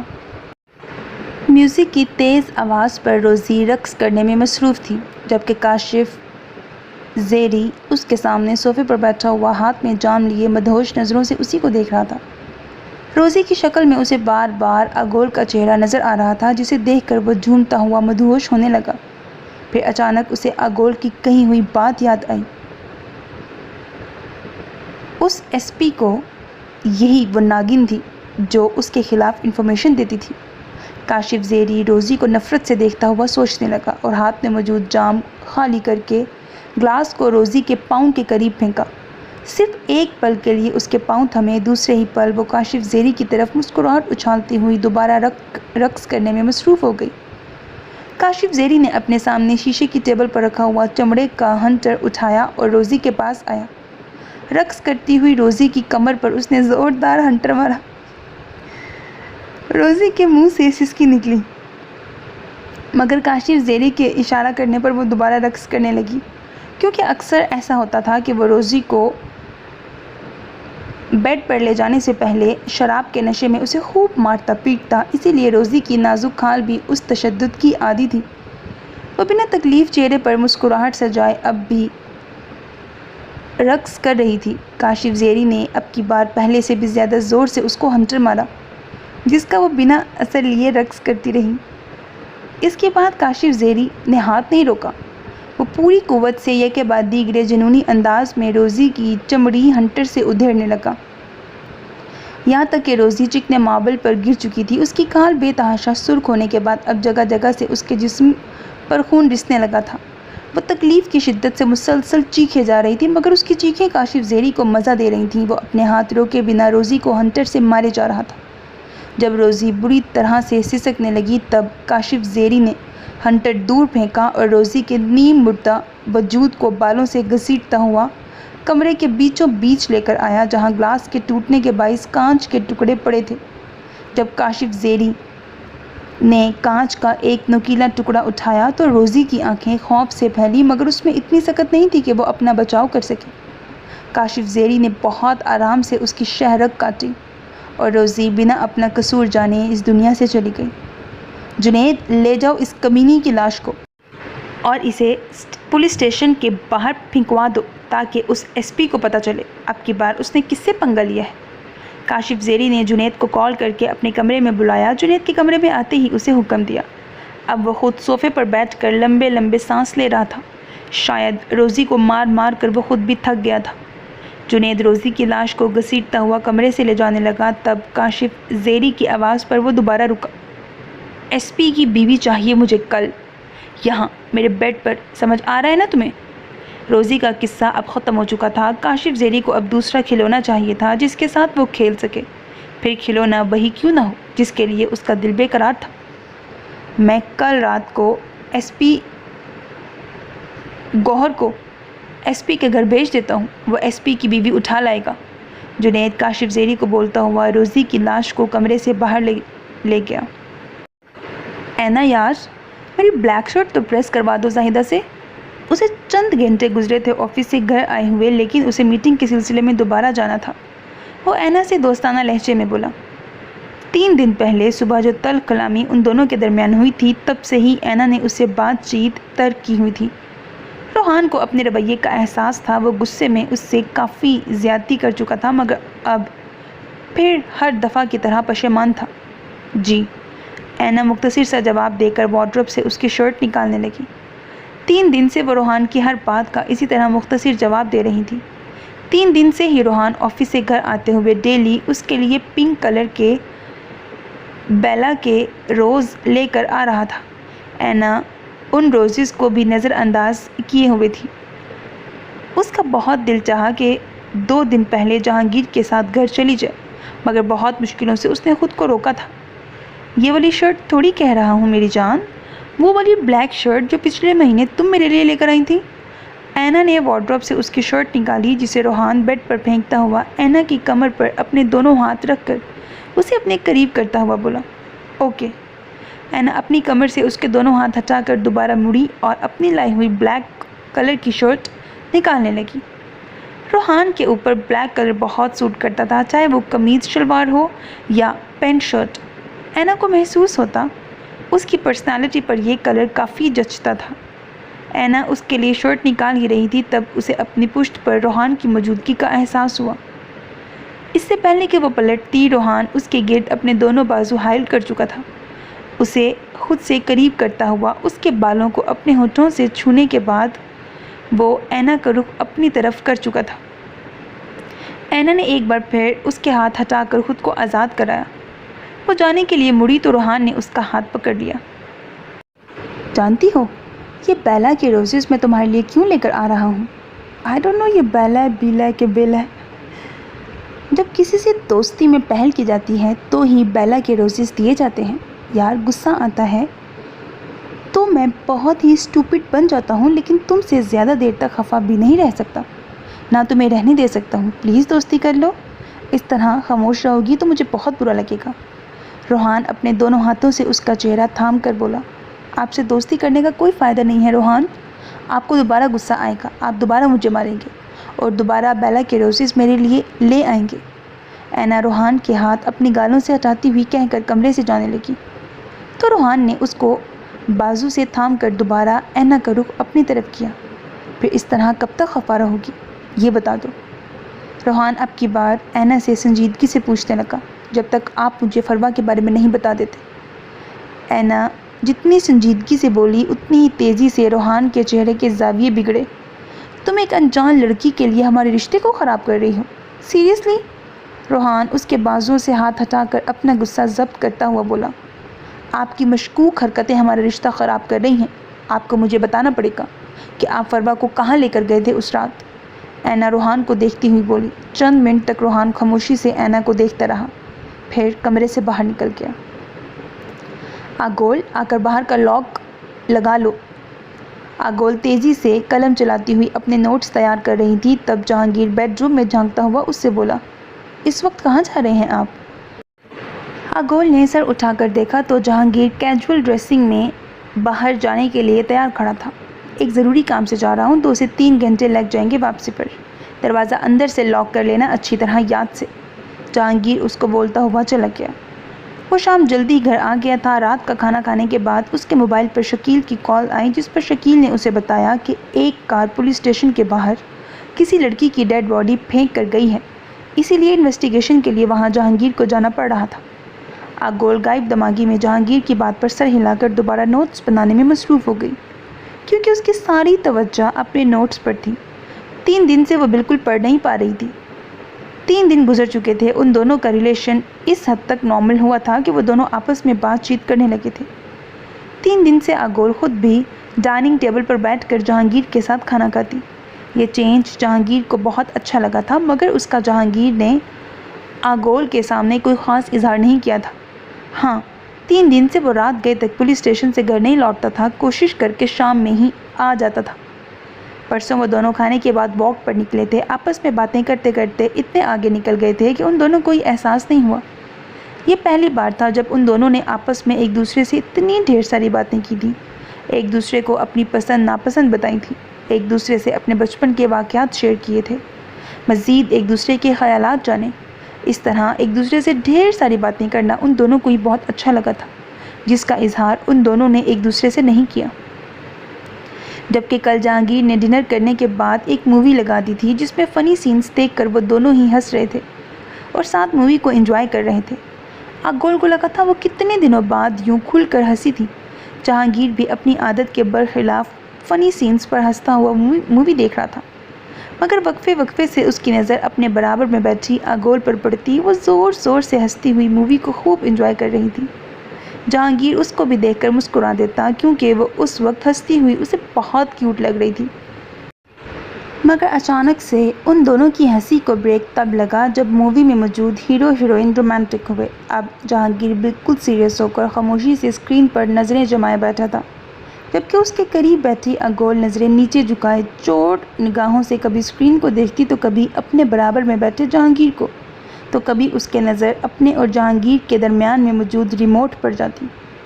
جب ہیرو ہیروئن کا مزید جذباتی منظر ہوا تو جہانگیر کی نظروں کا زاویہ خود بخود آگول کی طرف گیا۔ وہ ریموٹ کو دیکھ رہی تھی۔ جہانگیر نے دوبارہ اپنی نگاہیں اسکرین کی طرف کی۔ جہانگیر نے پھر اپنی نظریں ہٹا کر دوبارہ آگول کو دیکھا، جو سر نیچے جھکائے اپنے دوپٹے سے کھیل رہی تھی۔ مووی میں جو سین چل رہا تھا، آگول سے اب نظریں بھی نہیں اٹھائی جا رہی تھیں۔ جہانگیر کے دل میں اس وقت نہ جانے کیا خیال آیا جو اس نے آگول کا ہاتھ پکڑا۔ ہاتھ پکڑنے کی دیر تھی، آگول جو کہ پہلے سے ہی گھبرائی ہوئی بیٹھی تھی، چیخ مار کر ایک دم پیچھے ہوئی، جس پر جہانگیر ایک دم شرمندہ ہو گیا۔ وہ آگول کو وضاحت دینے لگا کہ وہ تو ریموٹ اٹھا رہا تھا، غلطی سے اس کا ہاتھ آگول کے ہاتھ سے ٹچ ہو گیا۔ جہانگیر کے کمرے سے جانے کے بعد آگول کو کل کتنی ہی دیر تک اپنی حرکت پر افسوس ہوا تھا۔ جہانگیر کو گھر سے نکلے ہوئے مشکل سے 15 منٹ گزرے تھے۔ آگول نوٹس بنانے میں اتنی مگن ہوئی کہ وہ جہانگیر کی ہدایت پر عمل کرنا بھول گئی۔ چونکی وہ تب جب اسے محسوس ہوا کہ باہر کسی نے دروازے کا لاک کھولا ہے، تب اسے یاد آیا کہ وہ اندر سے دروازہ لاک کرنا بھول گئی تھی۔ کون؟ آگول جلدی سے بیڈ سے اٹھی، بیڈ روم سے باہر نکل کر بلند آواز میں پوچھتی ہوئی وہ لاؤنج کے اندر آئی۔ تب سامنے سے 2 آدمی لاؤنج کے اندر داخل ہو چکے تھے۔ کون ہو تم دونوں؟ گھر کے اندر کیسے آئے؟ آگول حیرت سے ان دونوں کو دیکھتی ہوئی پوچھنے لگی۔ اسے کچھ گڑبڑ کا احساس ہوا۔ وہ دونوں ایک دوسرے کو دیکھ کر مسکرا رہے تھے۔ یہی ہے وہ بلبل، قابو کر اسے، ان میں سے ایک آدمی نے اپنے ساتھی کو بولا۔ اس سے پہلے کہ وہ دونوں آگول کی طرف بڑھتے، وہ بھاگتی ہوئی جلدی سے لاؤنج میں موجود سلائڈ ڈور کا دروازہ لاک کر کے اپنے بیڈ روم کی طرف بھاگی۔ جب وہ بیڈ روم کا دروازہ بند کرنے لگی تو تب اسے سلائڈنگ ڈور کا شیشہ ٹوٹنے کی آواز آئی۔ وہ دونوں آدمی لاؤنج میں موجود کرسی سے سلائڈنگ ڈور کا شیشہ توڑ چکے تھے۔ آگول بیڈ روم کا دروازہ اندر سے لاک کر چکی تھی۔ اس کی اپنے موبائل پر نظر پڑی جو بیڈ پر موجود تھا۔ اس نے جلدی سے موبائل اٹھا کر جہانگیر کا نمبر ملایا، جو ابھی گھر سے زیادہ دور نہیں گیا ہوگا۔ آگول سوچنے لگی۔ وہ اس وقت شدید گھبرائی ہوئی تھی۔ اس کی گھبراہٹ پریشانی میں تب بدلی جب اسے جہانگیر کے موبائل کی رنگ ٹون جہانگیر کے روم سے ہی سنائی دی۔ وہ اپنے روم میں نہیں ہو سکتا تھا، شاید وہ اپنا موبائل گھر پر ہی چھوڑ کر چلا گیا تھا۔ آگول کو رونا آنے لگا۔ وہ دونوں آدمی اس کے کمرے کے باہر کھڑے مسلسل دروازے پر دھکے مار رہے تھے اور دروازے کا لاک کھولنے کی کوشش کر رہے تھے۔ آگول نے جلدی سے روحان کا نمبر ملایا۔ روحان کے نمبر پر مسلسل بیلز جا رہی تھیں، مگر وہ کال ریسیو نہیں کر رہا تھا۔ بھائی پلیز کال ریسیو کریں، آگول روتی ہوئی بے بسی سے بولی۔ اس کی نظریں مسلسل دروازے پر ٹکی ہوئی تھیں۔ زور زور سے دروازے پر دھکا مارنے سے دروازے کے اوپر لگی چٹکنی کھل چکی تھی۔ وہ دونوں آدمی اب دروازے کا ہینڈل توڑنے کی کوشش کر رہے تھے۔ आगोल ने बेड पर रखे हुए पेन को अपनी मुट्ठी में जोर से दबाया। उसे आने वाले वक्त से डर लग रहा था। वो मुसलसल रोहान को कॉल मिला रही थी। उसकी नज़र वॉशरूम पर गई। वो उठकर वॉशरूम की तरफ भागने लगी, मगर तब तक वो दोनों दरवाज़ा तोड़कर अंदर आ चुके थे। भागकर कहाँ जा रही है बुलबुल, तुझे हम लेने आए हैं। उन दोनों में से एक आदमी ने आगे बढ़कर आगोल का हाथ पकड़ा। आगोल ने अपने हाथ में मौजूद पेन की नोक पूरी ताकत से उस आदमी के हाथ पर मारी जिससे उसने आगोल का हाथ पकड़ा था। इस हमले के लिए वो तैयार नहीं था, इसीलिए बिलबिलाकर पीछे हटा। दूसरा आदमी तेज़ी से आगोल के करीब आया। पीछे हटो। आगोल ने ज़ोर से चीखते हुए पेन की नोक उसकी आंख में मारनी चाही, मगर वो आदमी आगोल की कलाई पकड़ चुका था। हमसे मुकाबला करेगी? उस आदमी ने आगोल की कलाई पकड़कर दूसरे हाथ से उसके मुंह पर थप्पड़ सीध किया था, जिससे वो बेड के पास जा गिरी और बेड का कोना ज़ोर से उसके सर पर लगा। उसका दुपट्टा वहीं गिर चुका था। एक पल के लिए उसकी आंखों के आगे अंधेरा छा गया। उसके दोनों हाथ और मुंह बांध। मैं बाहर जुबैर को बोलता हूँ वो गाड़ी स्टार्ट करे। गौहर अपने साथी को बोलता हुआ बाहर जाने लगा। दूसरा आदमी आगोल के पास आने लगा। तब फर्श पर आगोल का गिरा हुआ मोबाइल बजने लगा। उस पर रोहान की कॉल आ रही थी। उन दोनों आदमियों की तवज्जो मोबाइल की बेल पर मुंदमिल हुई, जिसका फ़ायदा उठाकर आगोल जल्दी से उठी।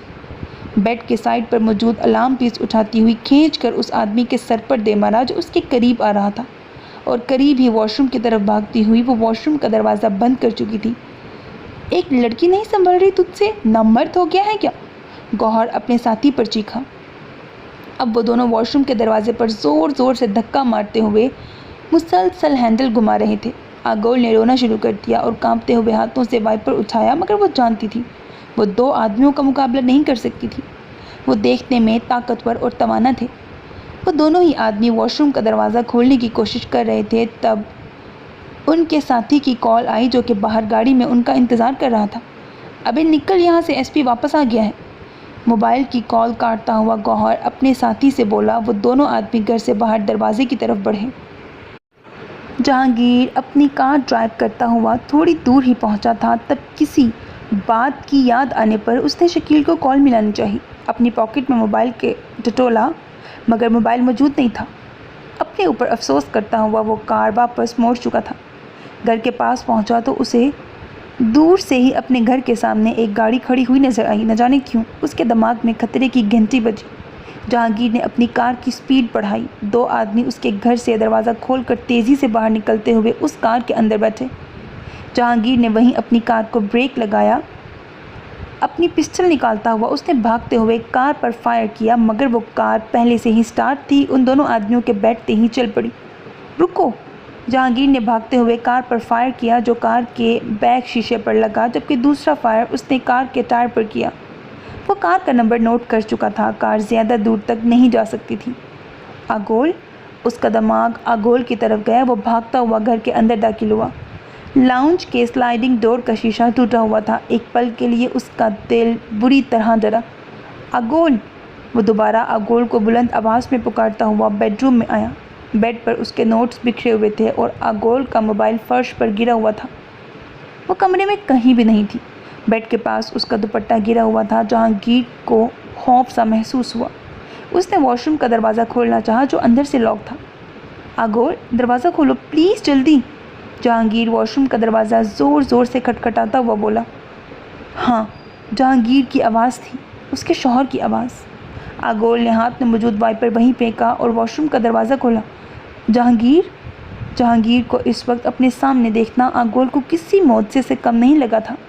दूसरी तरफ आगोल को सही सलामत देखकर जहांगीर की जान में जान आई। जहांगीर ने आगे बढ़कर आगोल को खुद में छुपा लिया। जहांगीर के सीने से लगने की देर थी। आगोल ने रोना शुरू कर दिया। वो काफ़ी देर तक उसे सीने से लगाए खड़ा रहा था और आगोल के सीने से लगी हुई खुदा का शुक्र अदा कर रही थी कि उसका शौहर घर आ गया था। जब जहांगीर को अच्छी तरह इत्मीनान हो गया कि उसकी बीवी सही सलामत है, तो जहांगीर उसे अपने से अलग करता हुआ आगोल के आंसू साफ करने लगा। उसके माथे पर चोट का निशान और गाल पर उंगलियों के निशान देखकर जहांगीर का खून खौल उठा। फर्श पर गिरा हुआ दुपट्टा उठाकर वो आगोल के गिर्द लपेटने लगा। उसे बेड पर बिठाकर अपने रूम में आया। अपना मोबाइल उठाकर जहांगीर ने करीबी पुलिस स्टेशन के SHO को फ़ोन मिलाया। आप कार का नंबर नोट करें। اس کار میں موجود 3 افراد مجھے ابھی اور اسی وقت چاہیے۔ میں اپنے گھر پر ہی موجود ہوں۔ ان تینوں کو وہیں لے کر آئیں۔ SHO نعیم سے وہ اپنا تعارف کروائے بغیر بولا، کیونکہ وہ جہانگیر کو اچھی طرح جانتا تھا۔ جہانگیر گھر میں دوسری چیزوں کا جائزہ لیتا ہوا واپس بیڈ روم میں آیا، جہاں آگول بیڈ پر بیٹھی تھی۔ وہ اس وقت کافی ڈری ہوئی لگ رہی تھی۔ جہانگیر نے اس سے کوئی سوال نہیں کیا، خاموشی سے کمرے کے چکر کاٹنے لگا۔ آخر کون اس کے گھر میں اس طرح آنے کی جرأت کر سکتا ہے؟ وہ سوچ ہی رہا تھا، تھوڑی دیر بعد اس کا موبائل بجا۔ سر، میں آپ کے گھر کے باہر کھڑا ہوں۔ ایک بندہ فرار ہو چکا ہے، باقی 2 کو میں اپنے ساتھ لایا ہوں۔ SHO نعیم جہانگیر کو موبائل پر بتانے لگا۔ ٹھیک ہے، میں 2 منٹ میں آتا ہوں۔ جہانگیر نے اسے بول کر کال کاٹی اور شکیل کو کال ملا کر اسے اور اسلم کو فوراً اپنے گھر پر بلایا۔ آگول خاموشی سے سہمی ہوئی بیڈ پر بیٹھی جہانگیر کو اتنی دیر سے ٹہلتا ہوا اور موبائل پر باتیں کرتا دیکھ رہی تھی۔ آگول کو لگا ابھی وہ اس پر غصہ کرے گا، غلطی اس کی تھی، اسے جہانگیر کے نکلتے ہی اندر سے لاک لگانا چاہیے تھا، اسی لیے وہ اسے ڈر کے مارے کچھ بھی بول نہیں رہی تھی۔ شکیل سے بات کر کے وہ آگول کے پاس آیا اور اسے بیڈ سے اٹھایا۔ جو آدمی تھوڑی دیر پہلے یہاں آئے تھے ان میں سے 2 پکڑے گئے ہیں۔ مجھے صرف اشارے سے یہ بتانا کہ ان میں سے کس نے تم پر ہاتھ اٹھایا تھا؟ جہانگیر آگول کے سر پر دوپٹہ رکھتا ہوا نرمی سے اس سے بولا اور اس کا ہاتھ پکڑ کر باہر لے جانے لگا۔ جہانگیر، مجھے نہیں جانا، میں نہیں جاؤں گی، پلیز، میں نہیں جاؤں گی کسی کے بھی سامنے۔ آگول اپنا ہاتھ چھڑواتی ہوئی جہانگیر کو انکار کرتے ہوئے بولی۔ وہ تھوڑی دیر پہلے ہوئے واقعے سے کافی ڈر گئی تھی۔ میں ہوں نا تمہارے ساتھ؟ جہانگیر اس کا چہرہ تھام کر بولا تو آگول خاموشی سے اسے دیکھنے لگی۔ جہانگیر اسے اپنے ساتھ لاؤنج سے باہر لے کر آیا اور گھر کا مین ڈور کھولا۔ SHO نعیم کے ساتھ کانسٹیبل بھی موجود تھا، جس نے 2 آدمیوں کو پیچھے شرٹ کے کالر سے پکڑا ہوا تھا۔ ان دونوں کے ہاتھ پیچھے کی طرف رسی سے باندھے ہوئے تھے۔ آگول ان دونوں کو دیکھ کر گھبرانے لگی۔ جہانگیر نے آگول کا چہرہ دیکھا، جیسے وہ جاننا چاہتا ہو کس نے اس پر ہاتھ اٹھایا۔ آگول بغیر کوئی اشارہ کرے یا بولے اسی کو دیکھنے لگی جس کے مارے گئے تھپڑ سے اسے سر پر بھی چوٹ لگی تھی۔ جہانگیر نے آگول کی نظروں کا تعاقب کیا۔ نعیم صاحب، بہت بہت شکریہ آپ کے تعاون کا، میں کل صبح آپ سے بات کرتا ہوں۔ جہانگیر نے SHO کا شکریہ ادا کر کے اسے اور کانسٹیبل کو گھر سے رخصت کیا۔ اندر جاؤ، میں آتا ہوں، جہانگیر آگول کو دیکھتا ہوا بولا۔ وہ پریشان نظروں سے جہانگیر کو دیکھ کر اندر چلی گئی۔ ابھی آگول بیڈ روم کے اندر پہنچی تھی کہ اسے زور زور سے مارنے کی آواز آنے لگی، جیسے کوئی کسی دوسرے کے منہ پر ایک کے بعد ایک لگاتار تھپڑ مار رہا ہو۔ آگول نے ڈر کے مارے بیڈ روم کی کھڑکی سے باہر دیکھا۔ جہاں جہانگیر کھڑا اسی آدمی کے چہرے پر ایک کے بعد ایک زوردار تھپڑ لگا رہا تھا۔ جہانگیر کے چہرے پر غضبناک تاثرات دیکھ کر آگول کو ڈر لگنے لگا۔ وہ پردہ برابر کرتی ہوئی بیڈ پر آ کر بیٹھ گئی۔ تب اس کے موبائل پر روحان کی کال آنے لگی۔ وہ اپنے ساتھ ہونے والے واقعے کے بارے میں اپنے گھر والوں کو بتا کر پریشان نہیں کرنا چاہتی تھی، مگر روحان سے تو بات کرنا بھی ضروری تھا، ورنہ وہ پریشان ہو جاتا۔ اسی لیے آگول اس کی کال ریسیو کر کے روحان سے بات کرنے لگی۔ شکیل، کیا کیا اس لڑکی کی ڈیڈ باڈی کا؟ کچھ آئیڈیا ہے؟ کس طرح مرڈر ہوا؟ شکیل اسلم کے ساتھ اس کے گھر پر موجود تھا۔ وہ دونوں ان 2 آدمیوں کو دیکھنے لگے جس کے ہاتھ پیچھے بندھے ہوئے تھے اور ان میں سے ایک کا چہرہ بری طرح سوجا ہوا تھا۔ جہانگیر شکیل کی توجہ اپنی طرف کرتا ہوا اسے پوچھنے لگا، سر، باڈی کو پوسٹ مارٹم کے لیے پہنچا دیا ہے۔ کوئی لڑکی کی برہنہ لاش کو چادر میں لپیٹ کر پولیس اسٹیشن کے پاس 1 گھنٹہ پہلے پھینک کر گیا تھا۔ بقول انسپکٹر شہناز کے ڈیڈ باڈی ہر جگہ جگہ مارنے کے نشان تھے، جیسے لڑکی کو مار مار کر اس کی کھال ادھیڑ دی گئی ہو یا پھر مارنے کے بعد لاش پر تشدد کیا ہو۔ گلا کاٹ کر اس لڑکی کو مارا گیا ہے، اور سب سے اہم بات، ڈیڈ باڈی کی کمر پر وہی ٹیٹو موجود ہے۔ انسپکٹر شکیل ڈیڈ باڈی کی تفصیلات جہانگیر کو بتانے لگا۔ ٹھیک ہے، ابھی تو مشکل ہے، میں پولیس اسٹیشن آؤں گا۔ تم دونوں کو یہاں پر اس لیے بلایا ہے، ان دونوں کو یہاں سے لے کر جاؤ اور لاک اپ میں بند کرو۔ یہ جو بھی کھانے پینے کو مانگے انہیں فوراً مہیا کرو، لیکن اگر انہیں حاجت محسوس ہو تو کوئی انہیں واش روم نہیں جانے دے گا، اور یہ میرے آرڈرز ہیں جنہیں بہت سیریس ہو کر فالو کرنا ہے۔ سن رہے ہو تم اسلم؟ جہانگیر سخت لہجے میں اسلم کو دیکھتا ہوا بولا، جس پر اس نے جلدی سے سر ہلایا۔ اور تم دونوں کان کھول کر سن لو، اگر تم دونوں میں سے کسی نے بھی جیل کا فرش یا دیواریں گندی کی तो फिर मैं तुम दोनों के साथ वो करूँगा जो तुम सोच भी नहीं सकते। जहांगीर उन दोनों की तरफ देखता हुआ सख्त लहजे में बोला, ले जाओ इन दोनों को। जहांगीर ने शकील को देखते हुए कहा और उन लोगों के रुखसत होने के बाद बाहर का दरवाज़ा लॉक करके वो अपने बेडरूम की खिड़की को देखता हुआ आगोल के पास कमरे में जाने लगा। जहांगीर वापस आगोल के पास कमरे में आया तो वो अभी तक दुपट्टा सर पर रखे बेड पर बैठी हुई थी। शायद आज इस दुपट्टे की अहमियत का अंदाज़ा हुआ था। जहांगीर ने देखा खौफ अभी भी उसकी आंखों में हिलकोरे ले रहा था। अब परेशानी की कोई भी बात नहीं है, तुम सुकून से सो जाओ, मैं घर पर ही मौजूद हूँ। जहांगीर आगोल के पास आकर उसके गाल पर हाथ रखता हुआ बोला, जहाँ उंगलियों के निशान अब मध्यम पड़ चुके थे। जहांगीर की बात सुनकर आगोल ने उसके सीने पर सर रखा। जहांगीर ने फ़ौरन अपने बाजुओं का हिसार उसके गिर्द बांधा। कमरे की हालत देखकर और वॉशरूम में आगोल को छुपा हुआ देखकर जहांगीर अंदाज़ा लगा सकता था उसने आज किस तरह अपने आप को महफूज किया था। उसने आज अपनी ही नहीं जहांगीर की भी इज़्ज़त बचाई थी। आगोल को कमरे में मौजूद ना पाकर वो एक पल के लिए कितना खौफज़दा हो गया था ये वो उसे नहीं बता सकता था। मुझे अभी भी डर लग रहा है जहांगीर, वो लोग मुझे इस घर से ले जाने के लिए आए थे, मैं यहाँ से कहीं नहीं जाना चाहती। आगोल जहांगीर के सीने पर सर रख कर आँखें बंद करती हुई उसे बताने लगी, कोई तुम्हें कहीं पर भी नहीं ले जा सकता, मैं ऐसा होने ही नहीं दूँगा, तुम्हें बिल्कुल भी डरने की ज़रूरत नहीं। जहांगीर उसे यकीन दिलाता हुआ बेड पर लिटाकर कंफर्टर उड़ाता हुआ कमरे से जाने के लिए मुड़ा तो आगोल उसका हाथ पकड़ चुकी थी। जहांगीर ने सवालिया नज़रों से उसे देखा, क्या आज आप यहाँ नहीं सो सकते अपने बेडरूम में? आगोल जहांगीर को देखकर बोली तो जहांगीर बहुत गौर से उसे देखने लगा। अपना हाथ उसके हाथ से निकालता हुआ जहांगीर ने दरवाजे की तरफ कदम बढ़ाए तो आगोल को अपने चारों सू उदासी फैलती हुई महसूस हुई। क्या था जो आज वो उसकी बात का भरम रख लेता? वो वाकई डरी हुई थी। दरवाज़ा बंद करने की आवाज़ पर आगोल ने चौंक कर दरवाजे की तरफ देखा, जहां कमरे से बाहर जाने की बजाय जहांगीर कमरे का दरवाज़ा बंद करता हुआ वार्डरोब से अपने कपड़े निकाल रहा था। बेसाख्ता आगोल के लब मुस्कुराए जिन्हें वो जल्दी से सुकेड़ चुकी थी। जहांगीर ड्रेस चेंज करने के लिए गया तो वो अपना दुपट्टा उतार कर साइड में रखती हुई अपना तकिया जहांगीर के तकिए के करीब करके लेट गई। तकियों की एक दूसरे से नज़दीकी जहांगीर की नज़र से छुप नहीं पाई। वह रूम की लाइट ऑफ करता हुआ बेड पर लेट गया। रात का न जाने कौन सा पहर था, तब जहांगीर की आंख किसी एहसास के तहत खुली। उसने झुककर आगोल के सर को देखा जो उसके सीने पर रखा हुआ था। वो मज़े से उसके सीने पर अपना सर रखे और एक बाजू उसके गिर्द लपेटे बेखबर सो रही थी। यही वजह थी जहांगीर के बेदार होने की। शायद नींद में भी डर के एहसास से वो अपना आप जहांगीर में छुपाने की कोशिश कर रही थी, या लाशऊरी तौर पर नींद में भी जहांगीर की मौजूदगी का एहसास अपने पास चाहती थी।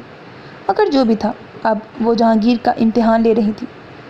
जहांगीर को 4 महीने पहले का वो दिन याद आया जब आगोल ने उसे खुद से दूर किया था, और कल मूवी देखते हुए जब उसने आगोल का हाथ पकड़ा था तब वो किस तरह घबरा गई थी।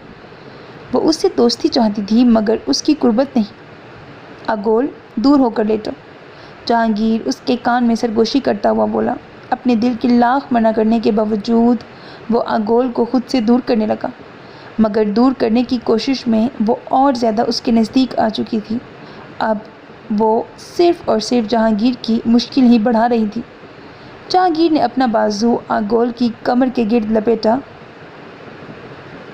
और उसके गालों पर झुका। शेव की चुभन का एहसास से वो थोड़ा सा किसमिसाई और नींद में जहांगीर से दूर होना चाहा, मगर जहांगीर ने उसकी कमर के गिर्द अपने बाजू का हिसार मजबूत कर दिया, क्योंकि अब वो ऐसा नहीं चाहता था कि आगोल उससे दूर जाए। 4 माह पहले तो वो पीछे हट गया था, मगर आज रात ऐसा मुमकिन नहीं था। आगोल की कच्ची पक्की नींद अब टूट चुकी थी। उसे एहसास हुआ जहांगीर उसके बहुत करीब था। आगोल ने बिना मुज़ाहमत किए अपनी आंखें बंद रखीं। वो उसकी बंद आंखों को देखता हुआ उस पर मज़ीद झुकने लगा। बहुत सहर लगता है ना तुम्हें अपना शौहर? उसकी ये कुर्बत तकलीफ़ का सबब बनता है ना तुम्हारे लिए, मेरा यूं करीब आना? जहांगीर आगोल के ऊपर झुकता हुआ उससे बोला तो आगोल ने अपनी आंखें खोली। वो उसी को देख रहा था। नहीं, ऐसा नहीं है। वो उसके इतने नज़दीक आकर ये कैसी बातें कर रहा था? اگول اپنے دونوں ہاتھ اس کے گالوں پر رکھ کر بولی۔ جہانگیر اپنے چہرے سے اس کے دونوں ہاتھ ہٹاتا ہوا اس کی انگلیوں میں اپنی انگلیاں پیوست کر چکا تھا۔ تو پھر میرے نکاح میں آنے کے باوجود تمہیں سیفی مجھ سے بیٹر آپشن کیسے لگا؟ کیوں تم نے اسے مجھ پر ترجیح دینے کا سوچا؟ اپنے ماتھے پر شکن لائے وہ اگول سے شکوہ کرنے لگا۔ وہ سب میں نے غصے میں کہا تھا۔ اتنے نازک لمحات میں ساری دوریاں ختم کرتے ہوئے نہ جانے وہ اس سے کیسی باتیں کر رہا تھا۔ شاید وہ روحان اور اینا کی مہندی والی رات کی باتیں اب تک دل سے لگائے ہوئے تھا۔ یہ وضاحتیں مجھے نہیں، اپنے دل کو دو۔ اپنے دماغ میں بٹھاؤ یہ بات کہ ایک معمولی شکل کا مڈل کلاس انسان تمہارا شوہر ہے جس کی قربت تمہیں اب ساری زندگی برداشت کرنی ہے۔ جہانگیر اس کو یہ بات باور کرواتا ہوا اس پر جھکا تھا۔ اگول نے اپنے ہاتھ جہانگیر کی مضبوط ہاتھوں کی گرفت سے آزاد کرانے چاہے، مگر وہ اب انہیں آزاد کرنے کے موڈ میں نہیں تھا، تو اگول نے بھی احتجاج نہیں کیا۔ نہ جانے وہ کون کون سی باتیں خود سے اخذ کر بیٹھا تھا، مگر اگول کو یقین تھا وہ اس کی ساری غلط فہمیاں دور کر دے گی، لیکن وہ اس وقت جہانگیر کو اپنے آپ سے ہرگز دور نہیں کر سکتی تھی۔ صبح جہانگیر کی آنکھ کھلی تو رات والا سارا منظر کسی فلم کی طرح اس کی آنکھوں کے آگے چلنے لگا۔ وہ کمفرٹر میں بغیر شرٹ کے لیٹا تھا۔ اپنے برابر میں لیٹی ہوئی اگول پر اس نے ایک نظر ڈالی جو اس کی طرف پشت کیے ہوئے گہری نیند سو رہی تھی۔ اس کے کندھے کے نیچے موجود دل پر جہانگیر کی نظر پڑی جو آج بھی اس کو دیکھ کر ہر دفعہ کی طرح مسکرا رہا تھا۔ جہانگیر اس سے نظریں چرانے لگا۔ وہ کل رات اپنے منہ زور جذبات کو قابو نہیں کر پایا تھا۔ شاید کل رات ایک بار پھر وہ اگول کی مرضی کے بغیر اس کے ساتھ زبردستی کر چکا تھا۔ وہ ایسا ہرگز نہیں چاہتی ہوگی۔ اچھی طرح بات چیت کرنے کا یہ مطلب نہیں تھا کہ وہ اس سے پیار کرتی تھی۔ وہ جانتا تھا وہ اسے کبھی بھی پیارا نہیں لگ سکتا تھا۔ اب وہ اسے کمزور نفس کا مالک ہی سمجھے گی جو اس سے اس کی مرضی کے بنا حق وصولتا رہا۔ جہانگیر کمفرٹر ہٹا کر بیڈ سے اٹھا۔ چند دنوں سے ہی تو ان دونوں کی بات چیت کا سلسلہ شروع ہوا تھا، وہ لازمی یہی سوچے گی۔ اس نے اسی بات کا فائدہ اٹھایا ہے۔ جہانگیر سوچتا ہوا اپنا سر پکڑ کر بیٹھ گیا۔ وہ جو بھی کچھ محسوس کرتا تھا وہ سبھی تو کل رات کہہ چکا تھا اسے، صرف ایک بات کے بجائے کہ وہ ان 4 مہینوں میں اس سے بے حد محبت کرنے لگا ہے۔ جہانگیر نے پلٹ کر اگول کو دیکھا تو وہ نیند میں اس کی طرف کروٹ لے چکی تھی۔ ابھی وہ اسے دیکھ ہی رہا تھا کہ اگول نے اچانک اپنی آنکھیں کھولیں۔ وہ اسے اپنی طرف دیکھتا پا کر شاید خود بھی دیکھ چکی تھی، تبھی وہ یوں مسکرائی۔ مگر وہ کیوں مسکرائی تھی؟ یہ بات جہانگیر کو سمجھ نہیں آئی۔ جہانگیر اس سے نظریں چرا گیا اور واش روم جانے کے لیے بیڈ سے اٹھا۔ میں ناشتہ بناتی ہوں۔ جہانگیر واپس آیا تو اگول اس کو دیکھ کر بولی اور بیڈ سے اترنے لگی۔ نہیں، رہنے دو، میں باہر سے کر لوں گا۔ جہانگیر اسے نظریں ملائے بغیر وارڈروب سے یونیفارم نکالتا ہوا جواب دینے لگا تو اگول اسے دیکھنے لگی۔ وہ اس کی طرف دیکھنے سے مکمل گریز کر رہا تھا۔ اگول نے نوٹ کیا۔ وہ خاموشی سے کمرے سے نکل گئی۔ لاؤنج میں سلائڈنگ ڈور کے ٹوٹے ہوئے شیشوں پر نظر ڈال کر وہ کچن میں آ کر چائے کا پانی رکھ کر ناشتہ بنانے لگی۔ میں نے گارڈ ارینج کر دیا ہے، وہ گیٹ کے باہر موجود رہے گا، تم پریشان مت ہونا۔ آج یونیورسٹی یا جم مت جانا، میں کوشش کروں گا کہ شام جلدی آ جاؤں۔ جہانگیر کچن میں جھانکتا ہوا اگول سے کہنے لگا۔ میں گھر سے بالکل باہر نہیں نکلوں گی، لیکن آپ کو کوشش نہیں کرنی، گھر جلدی آنا ہے اور بغیر ناشتے کے گھر سے نکلنے کی ضرورت نہیں ہے۔ جائیں ڈائننگ ٹیبل پر، میں 10 منٹ میں ناشتہ لا رہی ہوں۔ اگول ناشتہ بناتے ہوئے مصروف انداز میں بولنے لگی، جبکہ جہانگیر اسے غور سے دیکھنے لگا۔ وہ اس سے بالکل ناراض نہیں تھی۔ جہانگیر کو ایسا محسوس ہوا۔ کیا ہوا؟ وہ خاموش کھڑا ہوا اگول کو دیکھے جا رہا تھا تو اگول جہانگیر کی طرف دیکھ کر اس سے پوچھنے لگی۔ وہ بنا کچھ بولے کچن سے چلا گیا تو اگول مسکراتی ہوئی دوبارہ ناشتہ تیار کرنے لگی۔ سر، یہ ہے اصل بندہ جس کی کمر پر وہی نشان موجود ہے جو اس کا دوسرا ساتھی محض پیسوں کی خاطر اس کے ساتھ آپ کے گھر داخل ہوا تھا، مگر اس کے پاس ساری انفارمیشن موجود ہے۔ جہانگیر پولیس اسٹیشن میں پہنچا تو تھوڑی دیر بعد شکیل گریبان سے گوہر کو پکڑتا ہوا جہانگیر کے کمرے میں لے کر آیا، جس کے سجے ہوئے منہ اور خونم خون ہاتھ پاؤں کو دیکھ کر اندازہ لگایا جا سکتا تھا کہ شکیل اس کی کافی مرمت کر چکا ہے۔ کس کے کہنے پر میرے گھر میں داخل ہوئے تم؟ جہانگیر گوہر کو دیکھتا ہوا سوال پوچھنے لگا۔ گوہر نے جیسے ہی اپنے دونوں ہاتھ جہانگیر کے سامنے جوڑے، شکیل نے زوردار تھپڑ اس کے سر پر لگایا جس سے وہ آگے ٹیبل پر گر گیا۔ شکیل نے اسے بالوں سے پکڑ کر دوبارہ جہانگیر کے سامنے کھڑا کیا۔ سر، جنید کے کہنے پر اسی نے آپ کے گھر کا ایڈریس مجھے دیا تھا، مگر وہ اصل بندہ نہیں ہے، وہ خود بلیکنگ کے لیے کام کرتا ہے۔ گوہر اپنی ناک سے خون صاف کرتا ہوا جہانگیر کو بتانے لگا۔ اور یہ بلیکنگ کون ہے؟ جہانگیر کے سوال پر گوہر خاموش رہا۔ اب کی بار شکیل نے زوردار تھپڑ اس کے منہ پہ مارا۔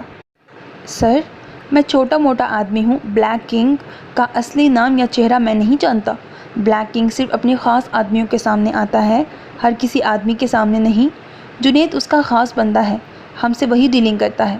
گوہر پھولی ہوئی سانسوں کے درمیان جہانگیر کو بتانے لگا۔ چلو مان لیتا ہوں، ویسے یہ بلیک کنگ لڑکیوں کو کڈنیپ کروانے کے بعد ان کا کیا کرتا ہے؟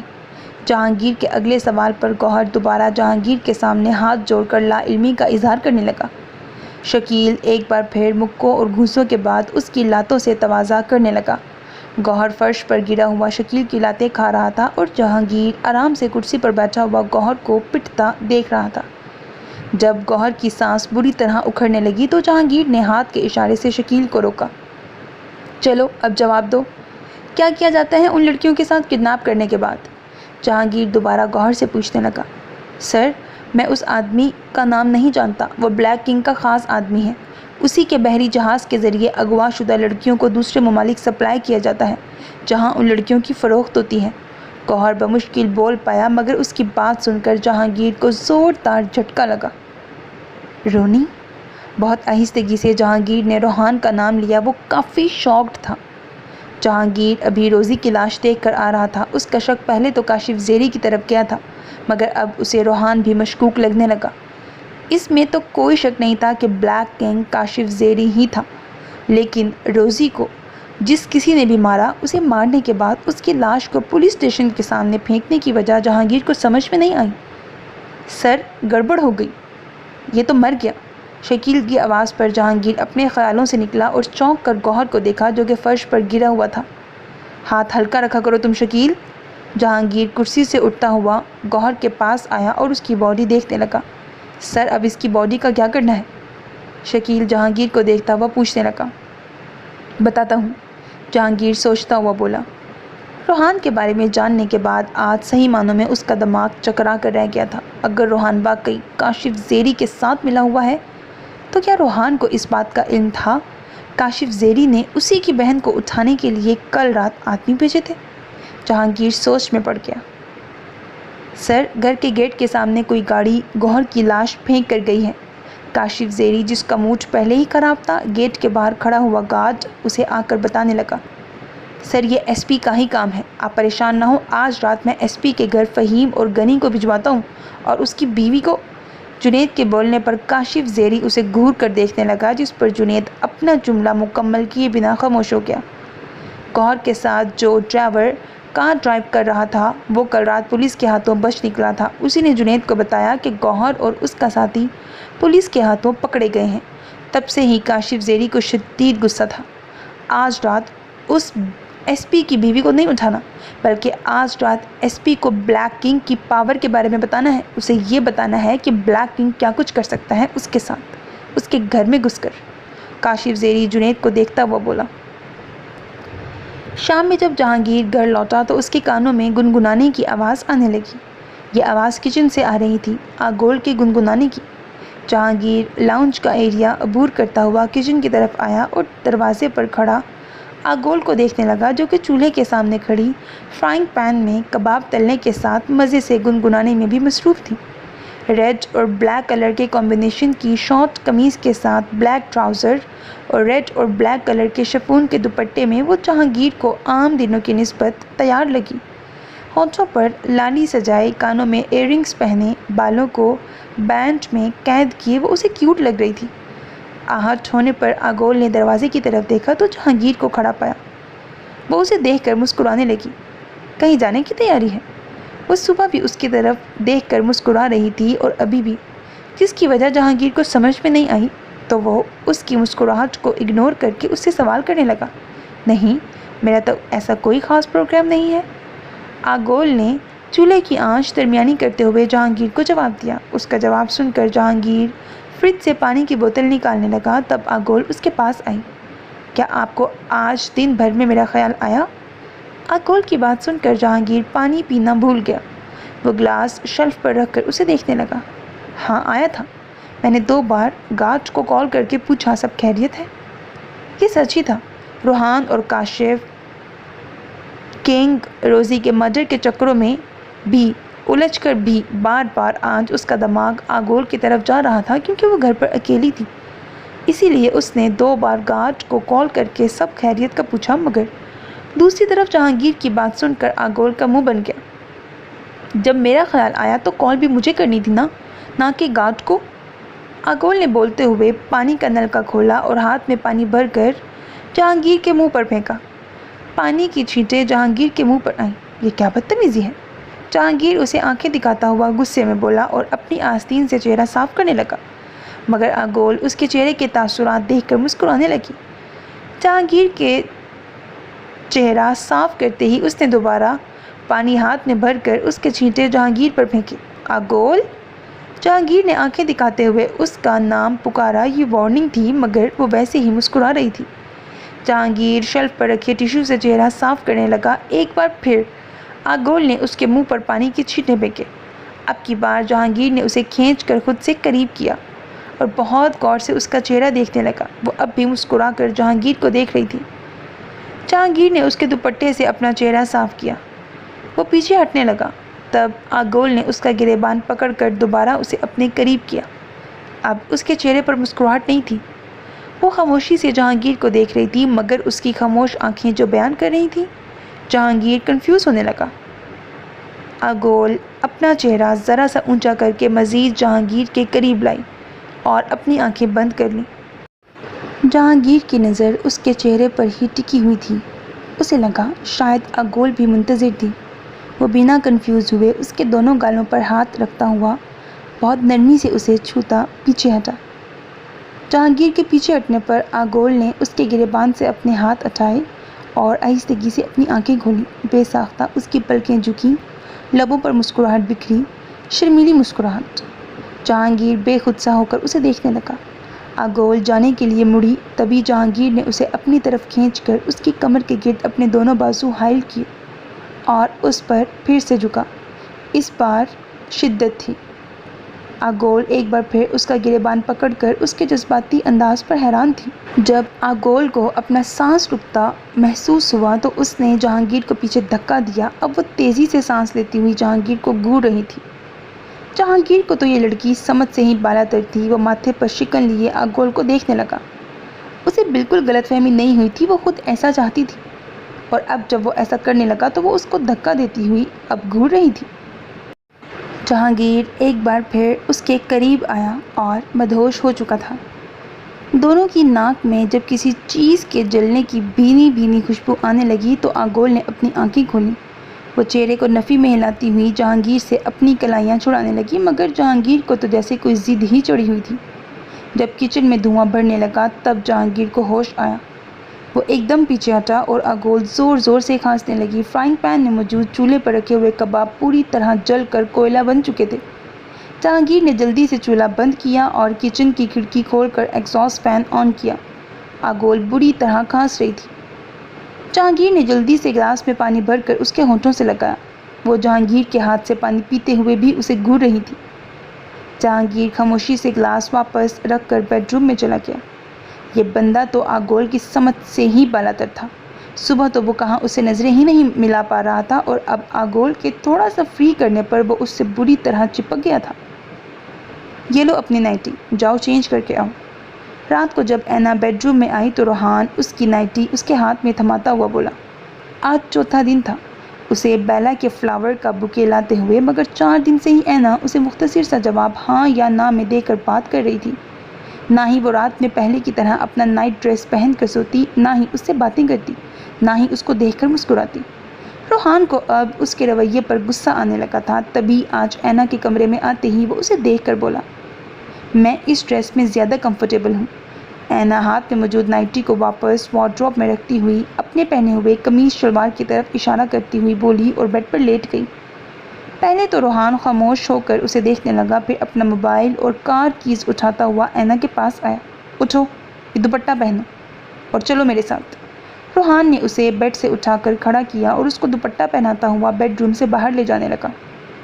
چھوڑے مجھے روحان، کیا ہو گیا آپ کو؟ کیوں کر رہے ہیں یہ سب؟ کیوں تماشا بنا رہے ہیں رات کو؟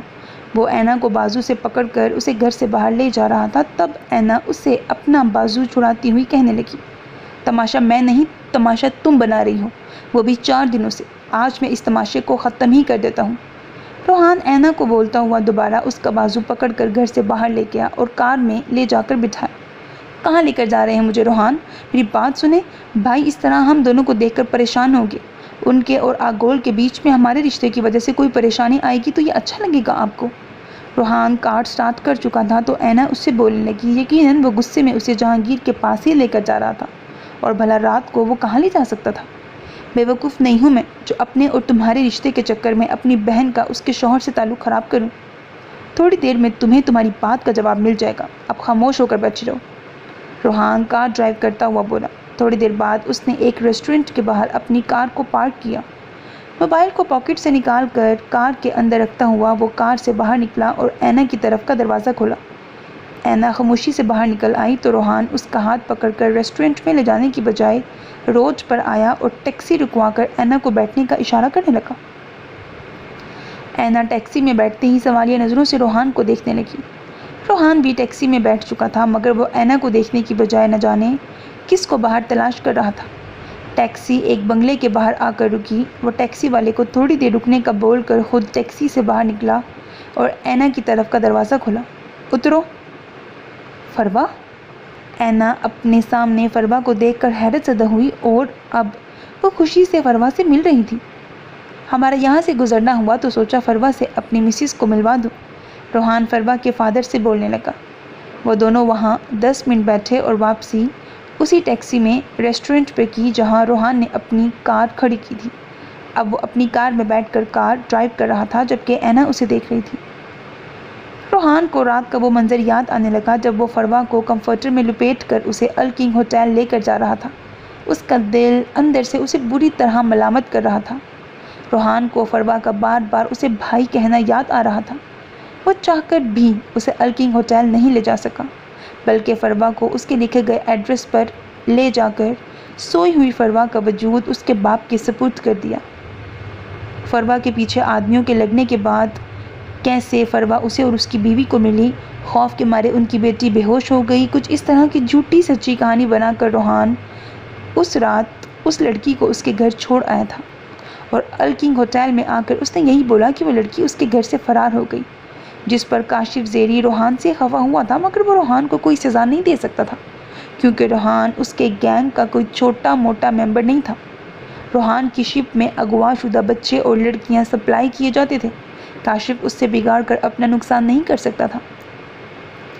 کاشف نے کہیں اس کی حرکات و سکنات پر نظر نہ رکھی ہو، اسی لیے آج وہ اپنی کار اور موبائل ریسٹورنٹ کے پاس چھوڑ کر اینا کو فروا سے ملانے لے گیا۔ یہ بھی ایک رسک تھا، مگر اسے اینا کی ناراضگی دیکھ کر یہ رسک لینا پڑا تھا۔ آخر وہ کب تک اپنا ریلیشن اپنی بیوی سے خراب رکھتا؟ آئی ایم سوری، میں نے آپ کو جو بھی کہا اس دن، مگر آپ کو بھی اسی دن بتا دینا چاہیے تھا کہ فروا اپنے گھر پر موجود ہے۔ گھر واپس آنے کے بعد روحان روم کی لائٹ بند کرتا ہوا بیڈ پر لیٹ گیا جبکہ اینا اپنا ڈریس چینج کرنے چلی گئی۔ واپس آئی تو وہ روحان کے سینے پر اپنا سر رکھ کر بولی، سوری کہنے کی ضرورت نہیں ہے، تم نے جو بھی بولا اس کے بدلے میں نے بھی غصہ کیا، تم پر ہاتھ اٹھایا، آئی ایم سوری تمہیں اس دن ہرٹ کرنے کے لیے۔ روحان اس کو اپنے حصار میں لیتا ہوا بولا۔ آج 4 دنوں کے بعد ان دونوں کے بیچ سب کچھ ٹھیک ہو چلا تھا۔ روحان دعا کرنے لگا کہ اب اس کے اور اس کی بیوی کے درمیان سب کچھ ٹھیک رہے، مگر جیسا ہم چاہتے ہیں ضروری نہیں قسمت میں ویسا ہی لکھا ہو۔ سو میرے عزیز listeners, that was the end of second last episode of the novel دل یوں ملے ہمارے بائزینیا Sharjeel. Hope that you like it. اپنا بہت خیال رکھیے گا نیک تمناؤں کے ساتھ۔ اللہ حافظ، and don't forget to subscribe to my channel because that's how you can encourage me.